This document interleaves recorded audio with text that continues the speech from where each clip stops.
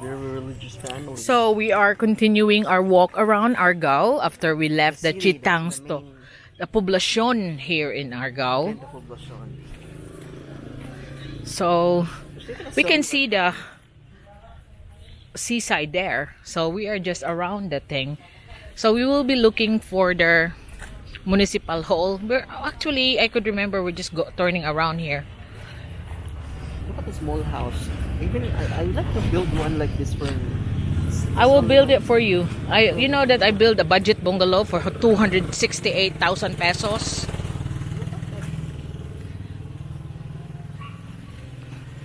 In my budget bungalow series.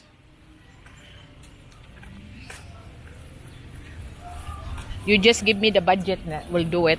Do we go straight? Where do we go? Municipal hall. We go straight from this one. Okay. There's a motorcycle. There's also look at it how famous that tea business in the Philippines. Look at it, there's already a tea house here. Alright. Famous businesses are tea. Happy Tea, TTT. That's actually Korean. Invention, the tea, like the milk Yeah, tea. the milk tea and all the tea in the world. If you go to in Manila, there's a lot of tea house there.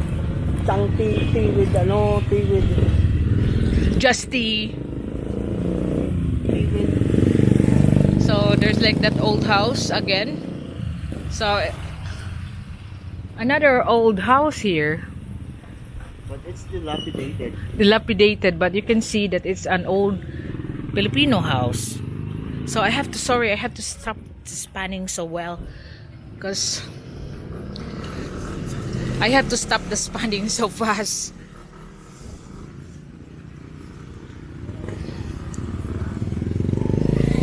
So that's already the bay walk or the seashore side, and we are just walking around. Municipal hall. Munisipyo. Pikas. Munisipyo, Pikas.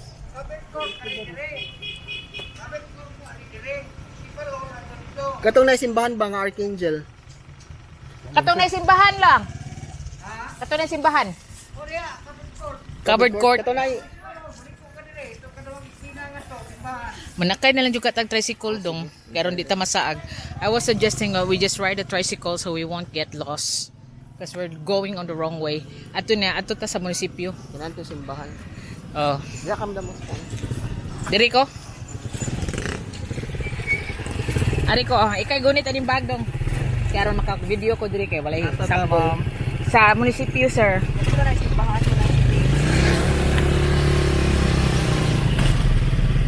So we are now just riding a tricycle so we won't get lost. This is P. Rizal Street.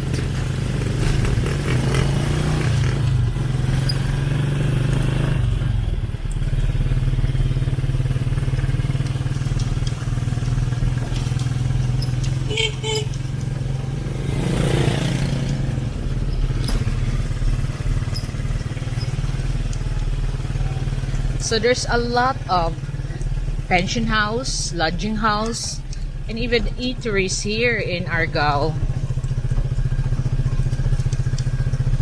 And all the ancestral homes that the old materials are still there. Argao karon, Acro. Mo dining Acro. So that's the church, Sen. Munisipyum ka to? Munisipyum Baliog gabi. Unsa ni Arcangel? Unsa Saint Michael Arcangel Church. We'll go there later. I will just gonna go and see their municipal hall, the seat of their governance. It's just around the corner anyway.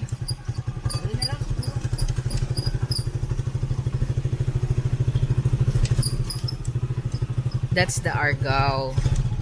Bahay lungsod sa Argao, 1608. So this is the bahay. Dong, dito. 20. Kuway 20 gabi. So 10 pesos. Draga, thank you ga. Asa ang korte de Dapita? Hall of Justice. Hall of Justice. Ruby is there. So, look at the Municipal Hall of Argao is since 1968. 1608 Historical profile of Argao. is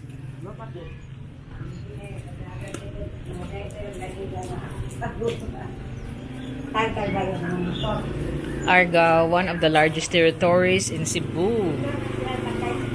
Argao is the first-class municipality, the primary center of commerce and culture in the south. So, Argao is already a thriving community way back The Spanish time. Yes, Yeah, Spanish the friars time. And they're known for artifacts dating to the period of at the 1500. Just Okay. imagine why Argao is so like it's like like a heritage city here in Cebu. Yeah, you can see that this municipality that they have, although they are they still keep the old, like this old door. You can see it's an antique door. Although they have modernized the structure, of course, 1600, and a lot of people going in and out here, and all the awards that Argao is awarded here. And from the municipal hall, you can see the church of San Miguel Arcangel, Saint Michael, and that's the Court of Justice. Look, it's like a Spanish house. That's the Court of Justice. We'll be going there in a minute to see our friend, but because we're not allowed to to film inside, so there it's like all Spanish looking, but all modernized. Well maintained is the plaza. There's always a Rizal Park at the front of the church. Yeah, or in the municipality. Look. I guess this gonna be better looking at the night because if you look at it, there's some lights over at the tree, and then it's very What green. is happening? Why are they playing music in the around the vicinity of the Hall of Justice? Maybe later we can go to the church.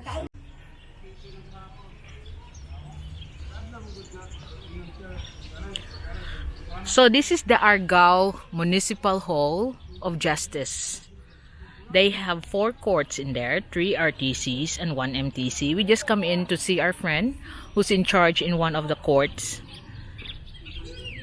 And what's impressive about the Argao Hall of Justice is because they have preserved the Spanish influence of the building. It's actually looks like a Spanish building, but it's just renovated. And it is part of the history of Argao. And if you look at here on the Municipal Hall, which all started at 1608, they're also renovating the actual hall itself now. And then there's the Legislative Building on the left side, and on the right side is the Executive Building. Now here we're looking at the park of course, Jose Rizal, and then this is the Church of Saint Michael the Archangel.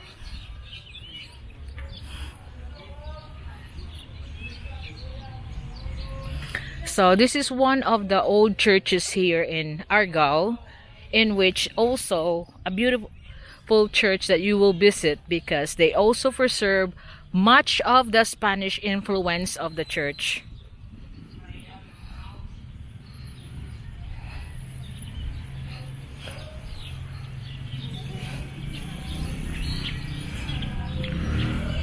As usual, you can see there's a plaza in front of the church, of course.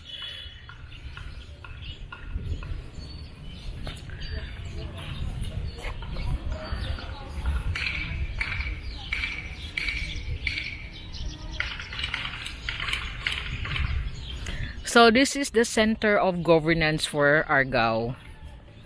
Most of the Argaonons is familiar with this place. Are we able to go inside? I think.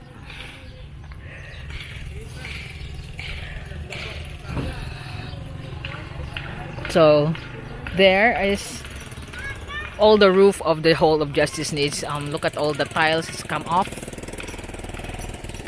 They need to do what I'm doing with my tile roof. You know, Nail it down. it's government facility, so you know the budget, Okay. during the budget.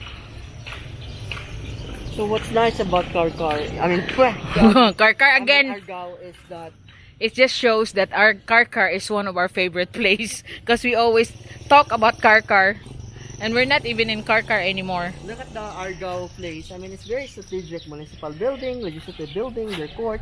Yeah, It's all put in one place. all the seat of governance is put in one place. And then even the church. So That's Saint Michael.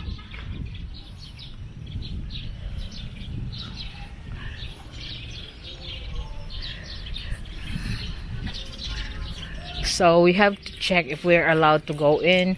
Just a quick look at the church. dog. I don't think it's It won't bite us. always, a person will always think about if the dog will bite. Let's see if So that's the church. It's very dark anyway. There's a dog guarding the entrance. But this like the parish office. So he wants to light up his candles for prayers. Because these are all the... Oh, diri, ma'am? Oh. So he has to buy his candle there because they take turns of the sales, so they will have fair share of the sales. San Miguel Arcangel Paris is the 8th vicarage established in 1599 and it has become a town or submission pueblo as early as 1608. It was only set up as a parish over 100 years later. The completion of this present-day church can be traced back to 1788. That's how old is this church.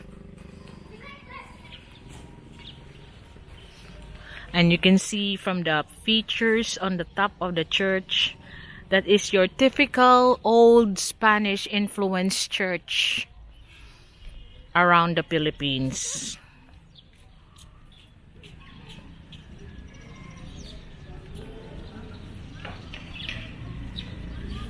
So here's Sen with his candles. And although a lot has been modernized to make that structure stronger, of course, like here. Unsang buwan na ang pistas Argao? September 20? 28, 29 is their Fiesta of San Miguel Arcangel. So that's the lighting area for your prayers. And this is the plaza with all the religious statue.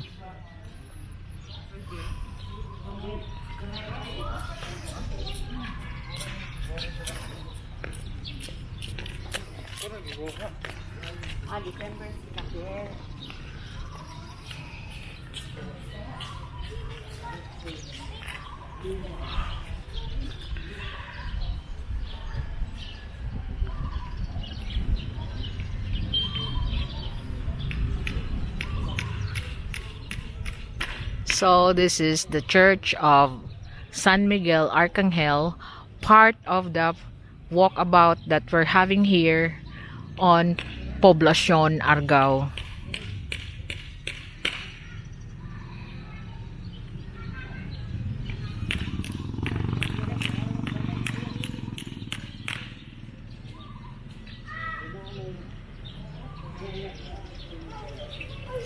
So as usual, the church, there's church vendors of candles and stuff is always present on churches. And there's Sen. I told you he's very religious. In every church that we pass by or chapel, he make a sign of the cross.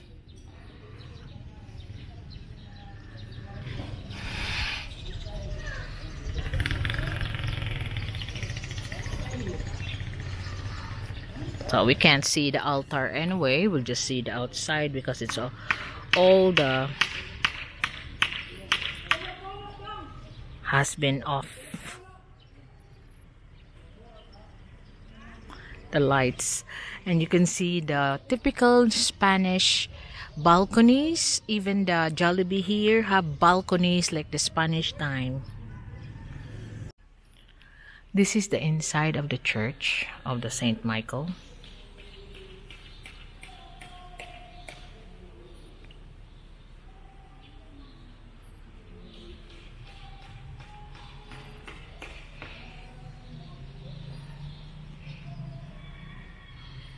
You can see the balcony type of during the Spanish time, where the prominent families will be staying there on the there. You can see that's the balcony for the church goers,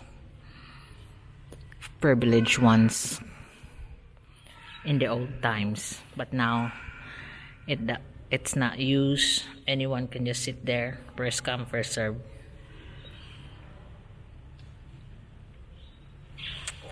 And above you can see all the drawings.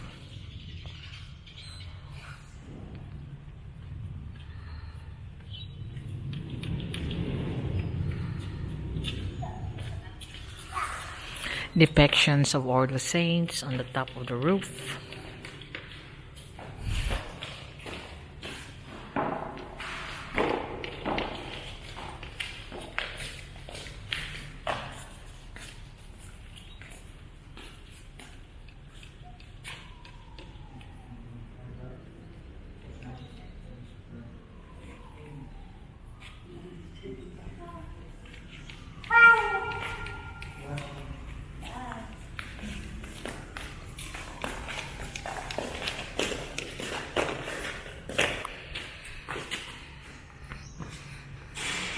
Is, I guess, the Spanish word for city. I don't know. I'm not sure. Cabecera. Is a main place. The cabecera, or the place for The capital. I guess that's the capital. no, Maybe that's perhaps the municipal justice court. Yeah. So cabecera must be the justice court.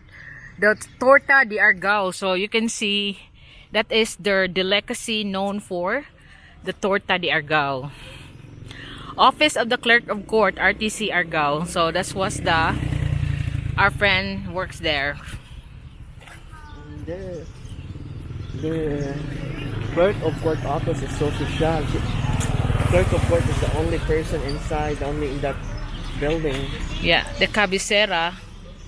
Ano ba yung meaning? Ano yung meaning ng cabecera, sir? Same with us.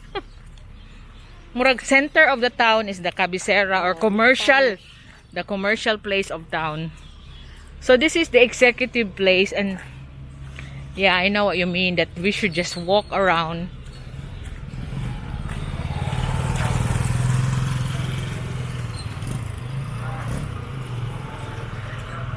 And this is the police station, and that's the seaside that we were walking to.